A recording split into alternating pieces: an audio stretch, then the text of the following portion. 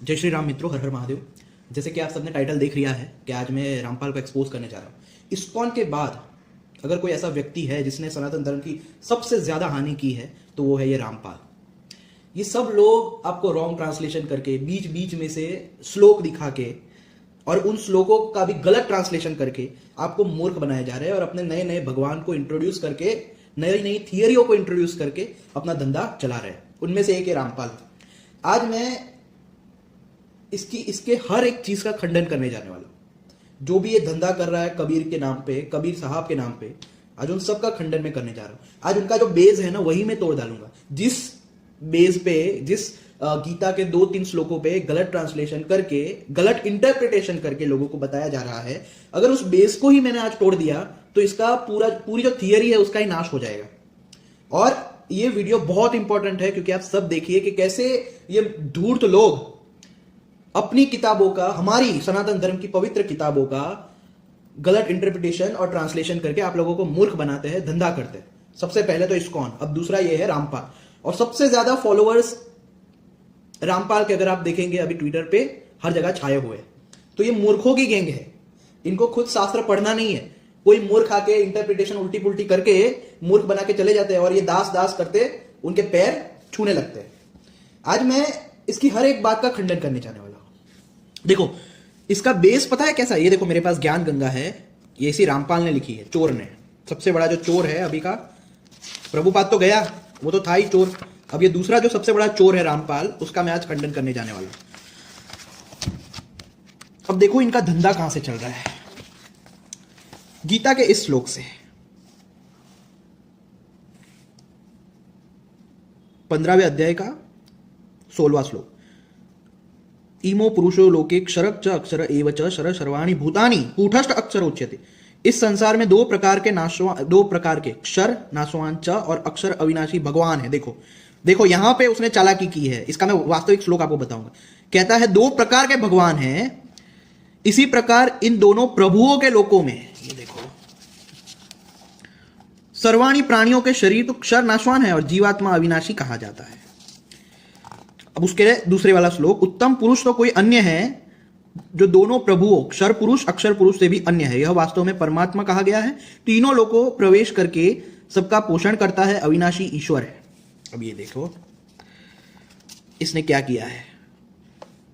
स्पष्ट 3 प्रभु है, एक पुरुष ब्रह्म, दूसरा अक्षर पुरुष। क्षर पुरुष को ब्रह्म बता दिया, अक्षर पुरुष को पर ब्रह्म बता दिया और तीसरे परम अक्षर पुरुष को पर ब्रह्म बता दिया। और उसमें भी क्या किया, अपनी थियरी बनाई। कैसी थियरी?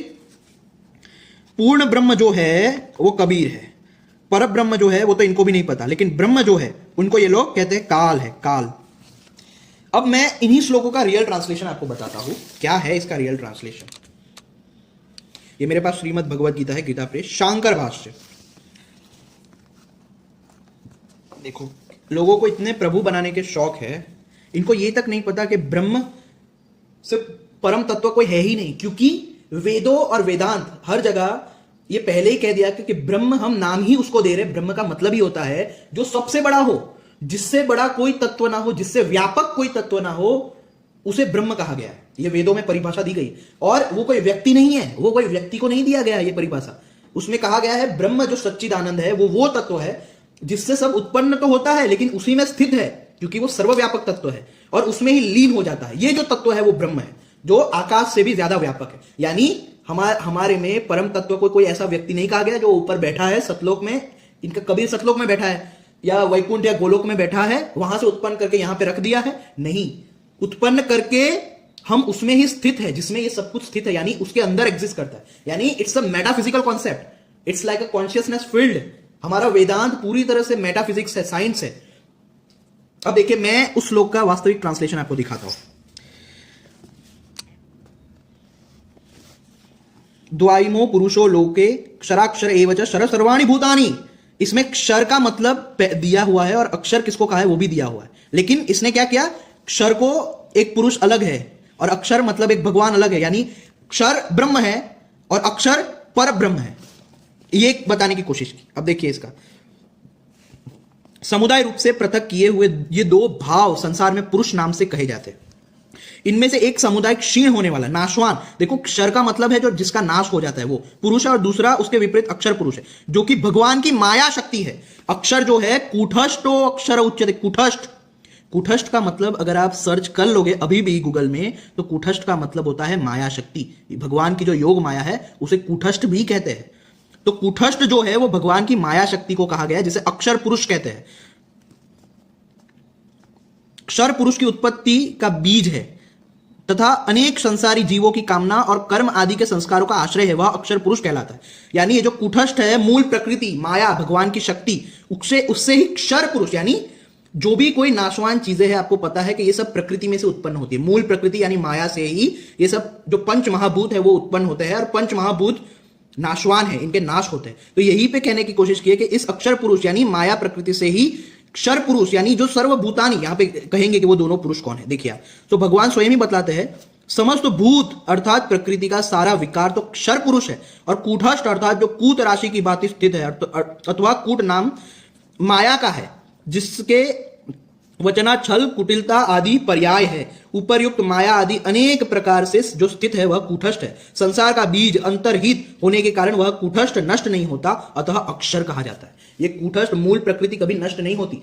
जब प्रारंभ में सिर्फ ब्रह्म रहता है तो मूल प्रकृति अव्यक्त अवस्था में उसके अंदर एक रूप होकर रहती है, लेकिन जब वो व्यक्त होती है, जब ब्रह्म संकल्प करता है एको हम बहुश्याम, मैं एक से अनेक हो जाऊं, तो ये मूल प्रकृति व्यक्त होती है तो ब्रह्म को ही इन जगत के रूप में प्रोजेक्ट करती है। एक ही ब्रह्म को जीव और जगत के रूप में प्रोजेक्ट जो करती है वो है भगवान की माया शक्ति, ब्रह्म की माया शक्ति, जिसे योग माया कहा गया है, जिसे यहां पे अक्षर पुरुष कहा गया। और उससे ही ये सब क्षर पदार्थ यानी समस्त भूत प्रकृति का सारा विकार तो क्षर पुरुष है। जिसका नाश हो उसे क्षर कहते हैं, क्षर कि जिसका नाश हो रहा है। तो ये जितने भी एलिमेंट्स है जो प्रकृति से उत्पन्न होते हैं, पंच महाभूत, उन पंच महाभूतों से ही ये सारी चीजें बनी है। तो पंच महाभूत का ही नाश होता है, ये सारी चीजों का नाश होता है, इसलिए इसे क्षर कहा गया है। लेकिन आप देख सकते हैं कबीर ने, रामपाल ने इसको किस तरह से दर्शाने की कोशिश की है, तथा जो क्षर और अक्षर इन दोनों से विलक्षण है और क्षर अक्षर रूप दोनों उपाधियों के दोष से रहित है, वह नित्य शुद्ध बुद्ध और मुक्त स्वभाव वाला। यहां पे आत्म तत्व का निरूपण है, क्योंकि आत्म तत्व जो है उसका नाश नहीं होता है और इसलिए वो क्षर पुरुष नहीं है। आत्म तत्व जो है वो अक्षर भी नहीं है, क्योंकि वो माया से भी परे है। तो इसलिए वो जो पुरुषोत्तम है, यहां पे कृष्ण आत्म रूप से अपनी बात करेंगे। उत्तम अतिशय उत्कृष्ट पुरुष तो अन्य ही है, अर्थात इन दोनों से अत्यंत विलक्षण है, जो कि परमात्मा, परम आत्मा, परम जिसमें विशेषण है, नाम से कहा गया है। वह ईश्वर अविद्या जनित शरीरादि आत्माओं की अपेक्षा पर है, और यानी अविद्या वाले जो जिसको अविद्या लगी है, जीव भाव से पर है, और सब प्राणियों का आत्मा यानी अंतरात्मा है। इस कारण वेदांत वाक्यों में वह परमात्मा नाम से कहा गया है। उसी का विशेष रूप से निरूपण करते हैं, जो पृथ्वी, अंतरिक्ष और स्वर्ग इन तीनों लोगों को अपने चैतन्य बल की शक्ति से उनमें प्रविष्ट होकर केवल स्वरूप सत्ता मात्र से उनको धारण करता है, और जो अविनाशी ईश्वर है अर्थात जिसको कभी नाश ना हो, ऐसा नारायण नामक सर्वज्ञ और सबका शासन करने वाला। यहाँ पे नारायण यानी वो जो सगुण साकार रूप जो चार भुजा वाले हैं उनकी बात नहीं की गई है। नारायण यानी जो अधिष्ठान स्वरूप है। नर आयन, नर यानी ये जितने भी बीइंग्स है उनका आयन यानी आश्रय जो है, जो ब्रह्म है, यानी जो सर्वव्यापक तत्व है। तभी कहा ना कि जो तीनों लोकों में प्रवेश करके प्रविष्ट होकर कोई व्यक्ति तो नहीं हो सकता, वो कोई सर्वव्यापक चैतन्य ही होगा। उपर्युक्त ईश्वर का पुरुषोत्तम का नाम प्रसिद्ध है।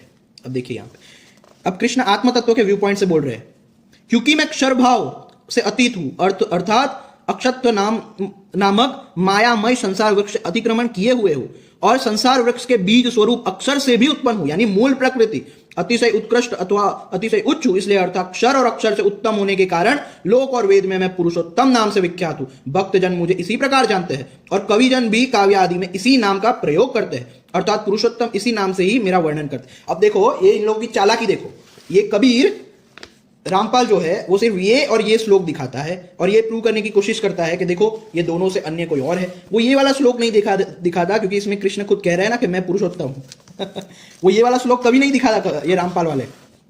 लेकिन यहां पे भी कृष्ण अपनी बात नहीं कह रहे, आत्म तत्व के व्यू पॉइंट से कह रहे। जैसे मैंने 2 वीडियो डाले हैं, अष्टावक्र गीता की महिमा, अवधूत गीता की महिमा, उसमें कृष्ण का मैं क्या है वो मैंने समझाने की कोशिश की है, उसको भी आप देख लीजिए एक बार।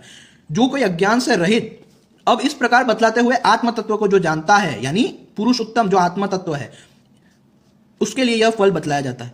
जो कोई अज्ञान से रहित हुआ पुरुष उपरयुक्त विशेषणों से युक्त मुझ पुरुषोत्तम ईश्वर को ऊपर कहे हुए प्रकार से यह जानता है कि यह पुरुषोत्तम मैं हूं, वह सर्वज्ञ है, वह सर्व आत्म भाव से सबको जानता है, अतः सर्वज्ञ है। और हे भारत, सब भूतों में स्थित मुझ परमात्मा को ही सर्वभाव से सबका आत्मा समझकर भजता है। तो यह आत्म तत्व को ही पुरुषोत्तम कहा गया है। अब यहां पे इसका जो सबसे बड़ा जो बिजनेस है जो हो रहा है उसका मैंने खंडन किया। जो इसने कोशिश की ब्रह्म पर ब्रह्म को अलग बता के, ये इस श्लोक से कि देखो या अक्षर पुरुष जो है वो ब्रह्म है, अक्षर पुरुष पर ब्रह्म है, फिर ये पुरुषोत्तम जो परम अक्षर पुरुष है वो पर ब्रह्म है। इसका बेस है, आपको पता है, इस रामपाल की पूरी थियरी का जो बेस है मैंने उसका आपको खंडन करके दिखा दिया। इसके ऊपर ही उसका बिजनेस टिका हुआ है। कबीर को तो पूर्ण ब्रह्म, उसके नीचे पर ब्रह्म, और उसके नीचे जो ब्रह्म है उसको कहता है ये जो महाविष्णु सदाशिव है ये ब्रह्म है, वो काल रूप है, वो हमको फंसा रहे हैं। क्या कहता है ये? फंसा रहे हैं। कबीर परमेश्वर ने काल को श्राप दिया है कि तू रोज 1 लाख जीव को खाए, ऐसा कबीर परमेश्वर ने श्राप दिया है।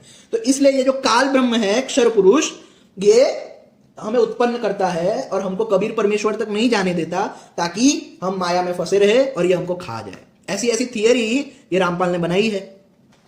अब देखो इसके दूसरे चीज का मैं खंडन करता हूं। अब देखो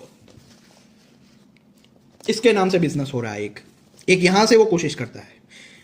अब देखो अर्जुन यहां पे पूछता है 8वां अध्याय पहला दूसरा श्लोक, हे पुरुषोत्तम वो ब्रह्म तत्व क्या है, अध्यात्म क्या है, कर्म क्या है? तो उसका जो उत्तर है वो देखो कृष्ण क्या देते, अक्षरम ब्रह्म परमम, परम अक्षर ब्रह्म है। अब यहां पे वो वाला अक्षर नहीं है जिसका नाश ना हो, यहां पे अक्षर है ओम। आपको पता होगा उपनिषदों में वेदांत में ओम को ब्रह्म कहा गया है, ओम को ही परम तत्व कहा गया है। तो यहां पे भी परम अक्षर ब्रह्म है, अर्थात हे गार्गी वो बृहदारण्यक से उदाहरण देते हैं। इस अक्षर के शासन से ही यह सूर्य और चंद्रमा धारण किए हुए स्थित है इत्यादि श्रुतियों से जिसका वर्णन किया गया है, जो कभी नष्ट न होता वह परमात्मा ही ब्रह्म है। परम विशेषण युक्त होने के कारण यहां अक्षर शब्द से ओम इत्याक्षर ब्रह्मम, अक्षरम ब्रह्म, इस वाक्य में वर्णित ओमकार का ग्रहण नहीं किया गया क्योंकि परम वह विशेषण निरतिशय अक्षर ब्रह्म में ही अधिक संभव युक्ति युक्त है। उसी पर ब्रह्म का जो प्रत्येक शरीर में अंतरात्मा भाव है उसका नाम स्वभाव है, वह स्वभाव ही अध्यात्म कहलाता है। अब देखिए अभिप्राय है कि आत्मा यानी शरीर को आश्रय बनाकर जो अंतरात्मा भाव से उसमें रहने वाला है और परिणाम में जो परमार्थ ब्रह्म ही है वही तत्व स्वभाव है, उसे ही अध्यात्म कहते हैं, अर्थात वही अध्यात्म नाम से कहा जाता है। अब देखिए इसका मैं आपको उपनिषदों से देता हूं, ये जो कहा गया है ना बृहदारण्यक के उपनिषद से, अब मैं आपको उससे प्रमाण दिखाता हूं। बृहदारण्यक के, ये रही बृहदारण्यक के उपनिषद।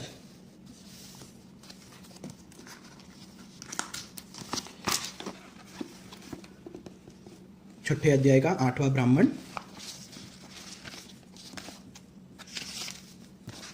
अब देखिए वो अक्षर किसको कहा गया है, परम अक्षर। ये देखिए वो कोई व्यक्ति को नहीं कहा गया। आप देखिए ये किसको कंटिन्यू किया है।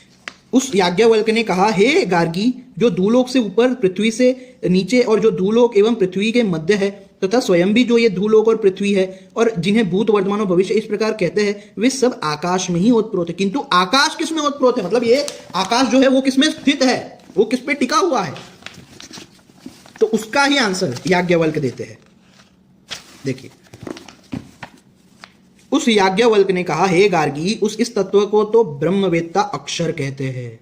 वह न मोटा है, न पतला है, न छोटा है, न बड़ा है, न लाल है, न द्रव्य है, न छाया है, न अंधकार है, न वायु है, न आकाश है, न संग है, न रस है, न गंध है, न नेत्र है, न कान है, न वाणी है, न मन है, न तेज है, न प्राण है, न मुख है, न माप है, उसमें न अंतर है, न बाहर है, वह कुछ भी नहीं खाता, उसे कोई भी नहीं खाता।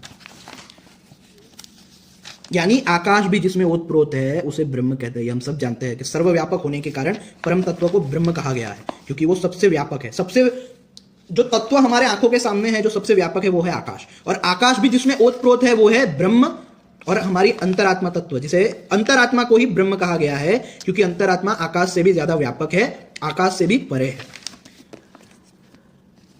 इसलिए हमें जीव और आत्मा का पहले तो डिफरेंस समझना होगा, ये जानने के लिए कि आत्मा हमारी अणु नहीं है, हमारी आत्मा जो है वो सर्वव्यापक है। हे गार्गी इस अक्षर के ही प्रशासन में सूर्य और चंद्रमा विशेष रूप से धारण किए हुए स्थित है। हे गार्गी इस अक्षर के ही प्रशासन में धूलोक और पृथ्वी विशेष रूप से धारण किए हुए स्थित है। यानी वो जिसको धारण करता है, ये आकाश सबको धारण करता है, आकाश को भी कौन धारण करता है? ये ओम, ये अक्षर, और ये ओम ही ब्रह्म है, ब्रह्म का वाचक है। इसका मैं आपको प्रमाण मांडुक्य उपनिषद से भी दे देता हूं। ये सब वेदांत है, वेदों के ग्रंथ है। ये देखिए, ओम इत्येक अक्षरम इदम सर्वम, यह ओम, यह अक्षर ही सब कुछ है। यह जो कुछ भूत भविष्य और वर्तमान है उसी की व्याख्या है, इसलिए यह सब ओमकार ही है। उसके सिवा जो अन्य त्रिकालातीत वस्तु है वह भी ओमकार ही है। यह अक्षर ही सब कुछ है, इसलिए कहते हैं ब्रह्म सर्वम, सर्वम खलविदम ब्रह्म, क्योंकि ब्रह्म ही ओम है और ओम ही सब कुछ है। फिर यहाँ पे दूसरे श्लोक में क्या कहते हैं? यह सब ब्रह्म ही है, यानी यह सब ओम परम तत्व ही है। यह आत्मा भी ब्रह्म ही है, वह यह आत्मा 4 अंशों वाला है। अब ये देखिए, यह सब ब्रह्म ही, अर्थात यह जो सब जो ओमकार मात्र कहा गया है ब्रह्म है। अब तक परोक्ष रूप से बतलाए हुए उस ब्रह्म को विशेष रूप से प्रत्यक्षता यह आत्मा ब्रह्म है ऐसा कहकर निर्देश करते हैं यहाँ अयम शब्द द्वारा। तो आपने जान लिया वो क्या है। ओमकार को परम अक्षर यानी पर ब्रह्म, यानी जो ब्रह्म कहा गया है वो ओमकार को, परम तत्व जो कहा गया है वो ये ओमकार अक्षर को। तो यहाँ पे इस अक्षर की बात की गई है।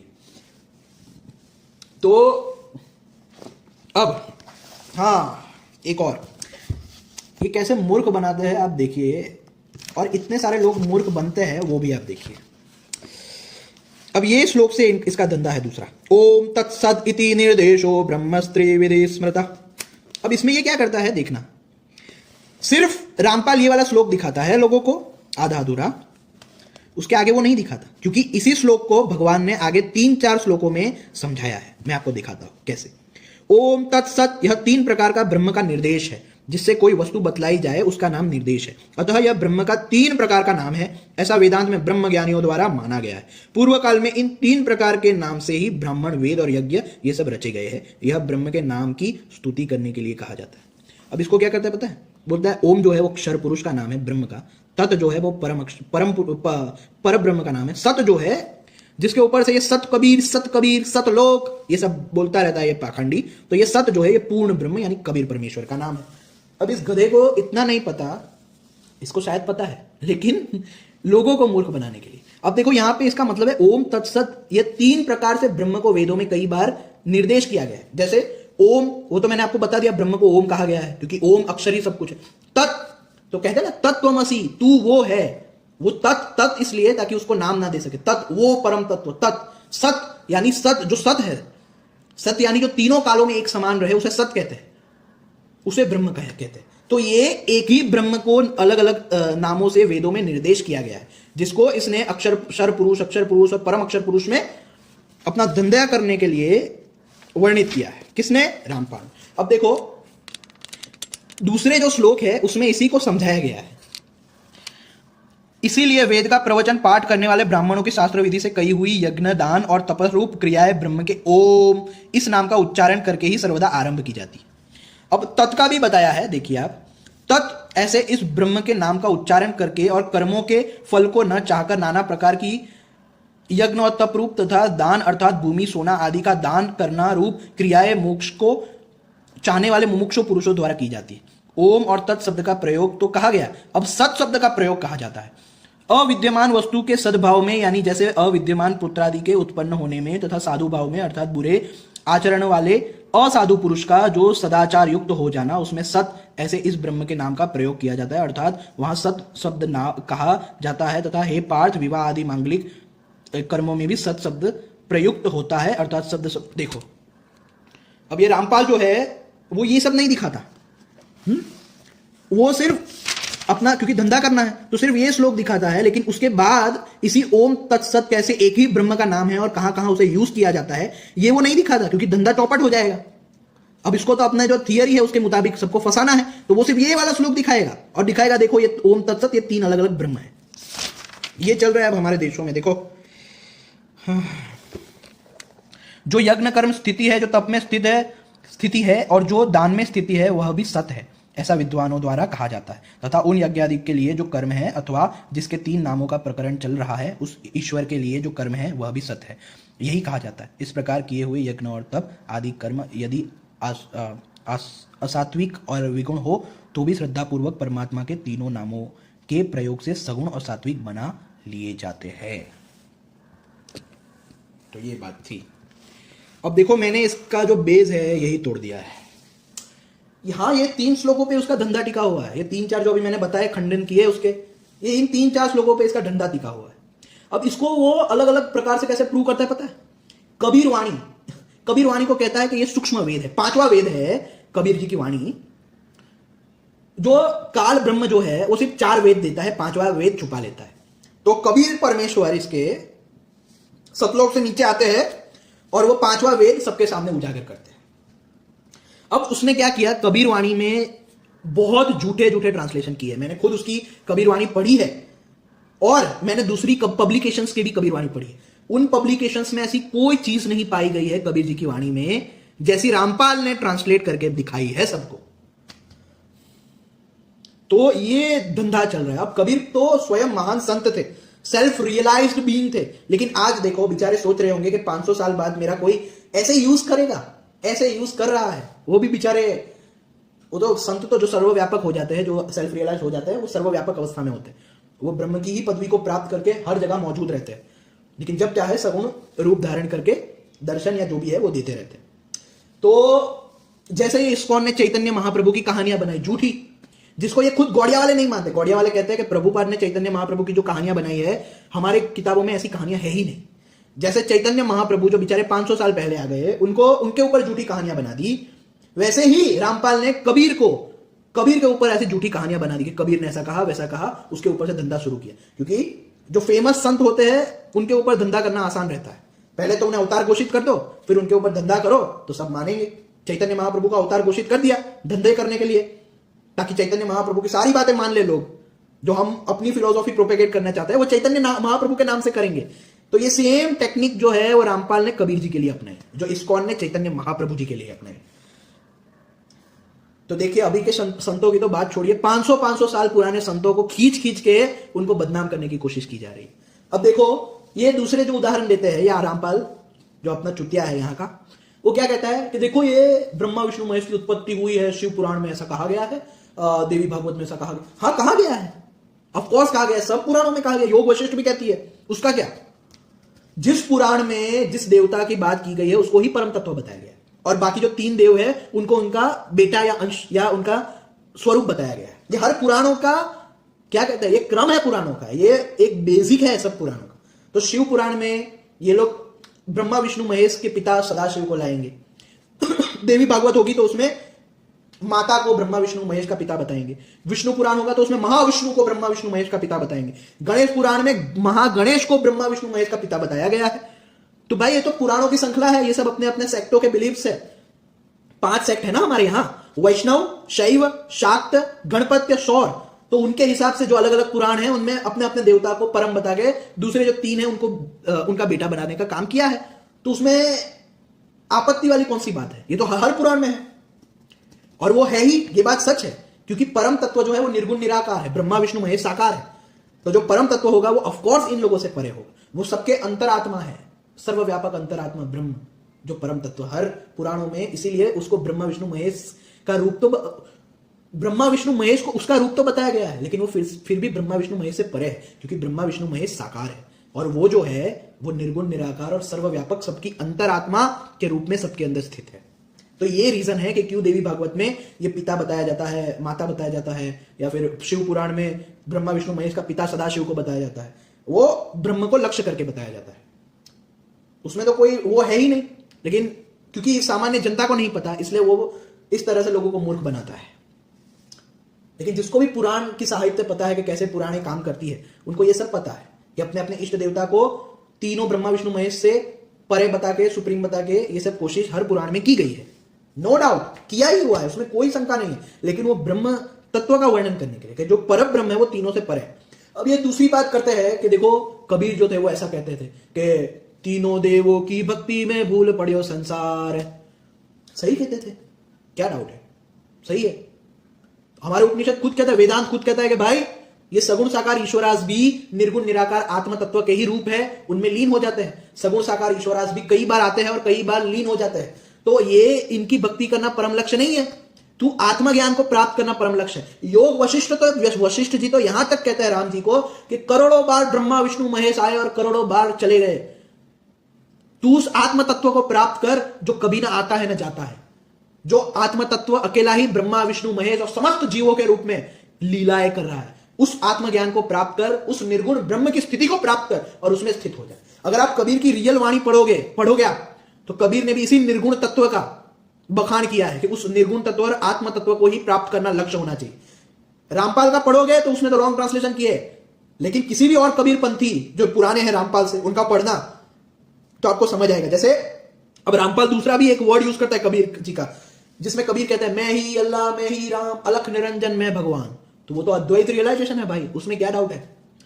वो तो अष्टावक्र गीता, अवधूत गीता, ये तो उपनिषदों का ज्ञान है, उपनिषदों का सार है। अहम ब्रह्मस्मि की स्थिति तक पहुंचना कि ये सब कुछ मैं ही हूं, मैं ही वो परम तत्व हूं, उस स्थिति तक पहुंचना तो हमारे सनातन धर्म का सार है।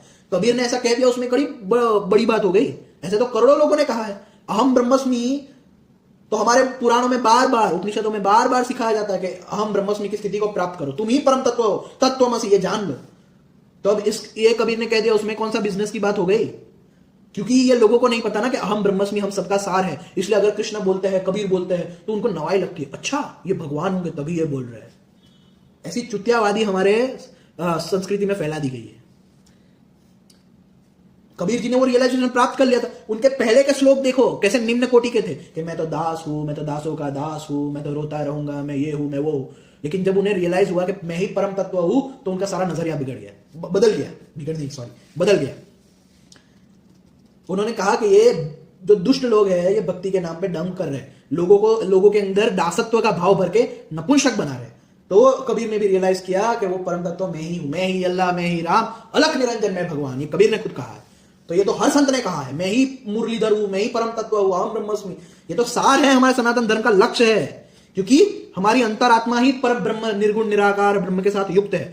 ये अष्टावक्र गीता और अवधूत गीता को इसलिए मैं डायरेक्ट बोलता हूं, क्योंकि ये सब बातें वो बहुत डायरेक्टली कह देते हैं कि लोगों को नवाई नहीं लगती। तो आई होप मैंने सारे डाउट्स क्लियर कर लिए हैं। और जो बात है कि देवी भागवत में ब्रह्मा विष्णु महेश प्रार्थना करते हैं, तो ये तो गणेश पुराण में भी आपको मिलेगा कि उसको महागणेश कहा गया है ब्रह्म को, और महागणेश में से ब्रह्मा विष्णु महेश निकलते हैं। अगर सूर्य की कोई पुराण है तो उसमें भी सूर्य में से ब्रह्मा विष्णु महेश निकलते। तो ये तो पुराणों की रीत है, पुराण हमारी सिंबॉलिक है। हर पुराण में आपको अलग कॉन्ट्राडिक्टरी कहानियां मिलेगी। तो उससे क्या उसका ज्ञान मेन है। जो आत्मज्ञान की वो बात करता है कि तुम्हें रियलाइज करना है कि तुम परम तत्व हो, वो ज्ञान मेन है। कहानियां जान के क्या करोगे? कहानियों से मोक्ष मिलने वाला है किसी को? कहानियां जान के मोक्ष मिलेगा या आत्मज्ञान की प्राप्ति करके मोक्ष मिलेगा? कहानियां जान के मोक्ष मिलेगा या खुद को जानने की जो प्रक्रिया है, श्रवण मनन निधिध्यासन, वो सब करके मोक्ष मिलेगा? लोग इतने बेवकूफ है, मुझे समझ नहीं आता कहानियों में क्यों फंसते हैं। वेदांत क्यों नहीं पढ़ते, उपनिषदें क्यों नहीं पढ़ते, जो इतनी साइंटिफिकली और लॉजिकली एक एक चीज को समझाती है, जिसको आज के साइंटिस्ट लोग नमन कर रहे हैं उपनिषदों को। एक जर्मन के क्वांटम फिजिसिस्ट बड़े बड़े शंकरा को नमन कर रहे हैं कि ऐसा उपनिषदिक ज्ञान जो है, जो हमारे उपनिषदों में दिया गया है, उनका जो भाष्य शंकरा ने किया है वो सर्वश्रेष्ठ भाष्य किया है, कमेंट्री की है उपनिषदों पे। वो लोग हिंदुइज्म को उपनिषदों के व्यू पॉइंट से कन्वर्ट कर रहे हैं। अगर वो लोग ने पुराण पढ़ी होती तो वो लोग कभी हिंदुइज्म ज्वाइन नहीं करते, क्योंकि वो लोग देख लेते हैं कि इन लोगों के पुराण में और हमारी बाइबल कुरान में कोई फर्क ही नहीं छोड़ा है। लोगों ने इतने कॉन्ट्रडिक्शन स्टोरी डाल दी गई है। तो ऐसे उपनिषदों को क्यों नहीं पढ़ते हम? और ब्रह्म को पहली बात तो व्यक्ति है वो छोड़ दो जानना, उपनिषदों पढ़ो। उपनिषद में ब्रह्म को आकाश तत्व जिससे ओत प्रोत है ऐसा कहा गया है, सर्वव्यापक चैतन्य कहा गया है कि जिसमें ये सब कुछ टिका है, जो अंडरलाइंग रियलिटी है इन सब की, उसे ब्रह्म कहा गया है। पढ़ो उपनिषद, पढ़ो गीता। ये गीता में हाँ सबसे मेन जो है वो तो रह गया है मुझे बताना। अब ये कहता है, तो ये रामपाल कहता है कि भाई गीता में कृष्ण, जब अर्जुन ने पूछा विराट स्वरूप देख के, तो कृष्ण ने कहा मैं सबका काल हूं, सबको खाने आया हूं, सबको मारने आया हूं, ये सब मेरे द्वारा पहले से ही मारे जा चुके हैं, तो सिर्फ निमित्त मात्र है। तो इस पे इनका धंधा है कि ये देखो ये काल है, एक क्षर पुरुष है, इसको श्राप मिला है ना, कबीर जी ने श्राप दिया है कि 1 लाख जीव तुझे रोज खाने हैं। इनको इतना नहीं पता कि आत्मा अमर अविनाशी है, उसको कोई खा नहीं सकता, उसको कोई छू भी नहीं सकता। लेकिन देखो ये लोग फिर भी इसकी बातों पे मान रहे हैं। तो भाई मैं उनको दिखाना चाहता हूं कि उन्होंने कहा कि मैं काल हूं, तो उसमें क्या वो ब्रह्म तत्व सब कुछ है। वो तुम ये बात कहते हो कि उसने कहा मैं काल हूं, तो उसने ये भी तो कहा कि मैं ही धाम हूं, मैं ही साक्षी हूं, मैं ही सूर्य हूं, मैं ही चंद्र हूं, मैं ही सभी मनुष्य हूं, मैं ही समस्त नक्षत्र हूं, मैं ही चारों वेद हूं, मैं ही ओम हूं, ये सब कुछ मैं ही हूं, सत भी मैं हूं, असत भी मैं हूं। ये भी तो कहा कृष्ण ने भाई। तुम सिर्फ ये दिखा रहे हो कि कृष्ण ने कहा मैं काल हूं, तो गधे उसने ये भी तो, कृष्ण ने ये भी तो कहा है कि ये दूसरा जो भी कुछ एग्जिस्ट कर रहा है वो भी मैं ही हूं। ये सब क्यों होता है पता है? क्योंकि हमको उपनिषदों का ज्ञान ही नहीं है। हमको यही नहीं पता कि सर्वम खलविदम ब्रह्म, यह सब कुछ ब्रह्म है और कृष्ण उस ब्रह्म भाव में स्थित थे। दूसरा इन लोगों का तर्क कि कृष्ण ने महाभारत में कहा था कि देखो अर्जुन, मैं तो भूल गया हूं, मैं उस टाइम ब्रह्म के साथ युक्त था, अब मैं फिर से गीता नहीं कह सकता। अरे भाई, तो वो बात भी सच है। वो ब्रह्म अवस्था है, वो अहम ब्रह्मस्मि की अवस्था है। वो कृष्ण का कहने का तात्पर्य ये था, ये दिखाना चाहते थे कि ये जो अवस्था है, लोग ये ना समझ ले कि भगवत गीता जो है उसमें कृष्ण जो कह रहे हैं वो अपने खुद के स्वरूप के लिए ही कह रहे हैं। इसलिए उन्होंने कहा कि मैं ब्रह्म के साथ युक्त था, यानी हम सबका रियल सेल्फ, रियल जो है एसेंस, वो वही है जो कृष्ण ने अपने लिए कहा गीता में, वही हम सबकी भी रियलिटी है। लेकिन जब हम अहम ब्रह्मस्मि की भाव में स्थित होंगे, ब्रह्म तत्व को जान लेंगे, आत्मज्ञान प्राप्त कर लेंगे, तब हमें इन सब चीजों का अनुभव होगा कि ये सब कुछ मैं ही हूं। उसका वो कहने का अर्थ सिर्फ इतना है। अब ये लोग कहते हैं काल आया, कृष्ण में प्रवेश कर गया और वो सब बोल के, गीता बोल के फिर उड़ गया, चला गया। देखो क्या क्या हो रहे धंधे, क्योंकि आप लोग पढ़ते नहीं हो, इसलिए ये लोग आप लोगों को मूर्ख बनाते हैं। ये देखो, अब ये सब देख के मुझे अष्टावक्र गीता, अवधूत गीता पे और भी ज्यादा नाज होता है कि ये लोग कितनी डायरेक्ट बुक्स हैं, बिल्कुल भी कंफ्यूजन हमें पैदा नहीं करने देती, जो सच है वो एज इट इज बोल देती। अब देखो क्या क्या गीता को तोड़ मरोड़ के, रामपाल को ही तोड़ मरोड़ रहा है, इस्कॉन तोड़ मरोड़ रहा है, ब्रह्म कुमारीज वाले तोड़ मरोड़ के बोल रहे हैं। ये गीता की क्या हालत कर दी है, क्या हालत कर दी है गीता की। जैसे मैंने इस्कॉन एक्सपोज के वीडियो में कहा था कि प्रकृति जो है वो वास्तविक चीजों को कभी सामने नहीं आने देगी, इसलिए अष्टावक्र और अवधूत, ऋभु, उपनिषद ये सब इतनी फेमस नहीं है। अगर वो इतनी फेमस होती तो लोग उसे भी खंडन, उसका भी वो कर देते, क्या कहते हैं, उसको भी दूषित कर देते। आज गीता इतनी फेमस है तो देखो आज गीता को कितना दूषित कर दिया है लोगों ने, अलग अलग इंटरप्रिटेशन करके। हाँ, कोई द्वैतवाद लाके, कोई अचिंत्य भेदाभेद का ढोंग रच के, कोई ये करके, कोई वो करके पूरी गीता की बैंड बजा दी है। जो गीता केवल अद्वैतवाद, अहम ब्रह्मस्मि के लेवल तक जाने की बात करती है, आज उसको बाइबल या कुरान जैसा रूप दे दिया गया है। आप लोगों को खुद को सोचना चाहिए कि हम कहां जा रहे हैं, हम क्या कर रहे हैं, हम किन मूर्खों के बीच में घिरे हुए हैं। चलो क्रिश्चियन और जूइश ये मिशनरीज तो छोड़ो, ये हमारे ही यहाँ के इस्कॉन, ये रामपाल, ये ब्रह्म कुमारी क्या क्या हमें उल्टा पुल्टा सिखा रहे हैं, ये हमें खुद समझना पड़ेगा, खुद जान, इसको सीरियसनेस से लेना पड़ेगा और खुद हमें उपनिषदें पढ़नी पड़ेगी, वेदांत का अध्ययन करना पड़ेगा, कृष्ण के मैं को समझना पड़ेगा, अष्टावक्र, अवधूत, ऋभु, ये सब योग वशिष्ठ, ये सब डायरेक्ट बुक्स पढ़नी पड़ेगी, शंकराचार्य जी की बुक्स पढ़नी पड़ेगी, तभी हमें ज्ञान मिलेगा। नहीं तो ऐसे तो बहुत आएंगे। रामपाल ने देखो क्या हाल कर दिया है, मैंने उसका खंडन कर दिया कि वो देखो कैसे श्लोक को गलत इंटरप्रिटेशन करके लोगों को मूर्ख बना रहा है। ऐसे तो बहुत आएंगे आगे जाके, जो पता नहीं कौन कौन से नए नए धर्म और थियरी लेके आ जाएंगे। तो क्या हमने बस यही ठान रखा है कि बस हम मूर्ख बनते रहेंगे इन लोगों के हाथों से, या हम भी कभी कुछ अपने से पढ़ेंगे, कुछ थोड़ा कॉमन सेंस यूज करेंगे कि ब्रह्म किसको कहा गया है, कोई व्यक्ति जो ऊपर बैठा है उसको ब्रह्म कहा गया है, या ब्रह्म यानी सर्वव्यापकता को कहा गया है। लोग सिर्फ ब्रह्म की एक डेफिनेशन जो हर वेदों में, हर पुराणों में, हर उपनिषदों में दी है, बस इस डेफिनेशन को समझ जाए तो उन्हें अकल आ जाए। क्या है वो डेफिनेशन? कि ब्रह्म वो है जिससे सब उत्पन्न होता है और जिसके अंदर सब स्थित है। अगर जिसके अंदर सब स्थित है यानी वो कोई व्यक्ति तो नहीं हो सकता जिसने हमें उत्पन्न करके वो कोई अलग हो गया, हम यहां पे आ गए, वो ऊपर बैठ गया। हम उसमें स्थित है, स्थित यानी यहां पे मेटाफिजिक्स की बात की गई है और उसमें हम लीन हो जाएं। जब हम किसी भी चीज को सर्वव्यापक कहते हैं तो कोई व्यक्ति नहीं हो सकता जो ऊपर बैठा है, नहीं तो वो सर्वव्यापक कैसे होगा? खुद सोचो। यहां पे भी मैंने आपको अक्षर दिखाया उपनिषदों में जिसमें ये आकाश भी ओतप्रोत है, वो है ब्रह्म, वो है परम अक्षर, परम अक्षर यानी ओम। फिर भी लोगों को ये वेदांत जो है ना, वेदांत वो इतना साइंटिफिक है, इतना साइंटिफिक है कि आज एक भी साइंटिस्ट इसको डिनाई नहीं कर सकते। और उसमें किसी ब्रह्म के ऊपर होने की बात नहीं की गई है, उसमें ब्रह्म को सर्वव्यापक चैतन्य और हम सबके अंदर जो अंतरात्मा है ना उस रूप में कहा गया है। और हम उस स्थिति में कैसे पहुंचे उसके बारे में बातें की गई। एक बार पढ़ो तो सही, एक बार तो पढ़ो अष्टावक्र गीता, एक बार तो पढ़ो अवधूत गीता, एक बार तो पढ़ो योग वशिष्ठ, एक बार तो पढ़ो सिर्फ। क्यों इन लोगों की बातों में आ रहे हो? भगवान अगर कोई ऊपर बैठा होता तो वो अपने बेटे बेटी को यहां पे दुख में नहीं छोड़ता। इतनी सी बात क्यों नहीं समझते हो आप लोग?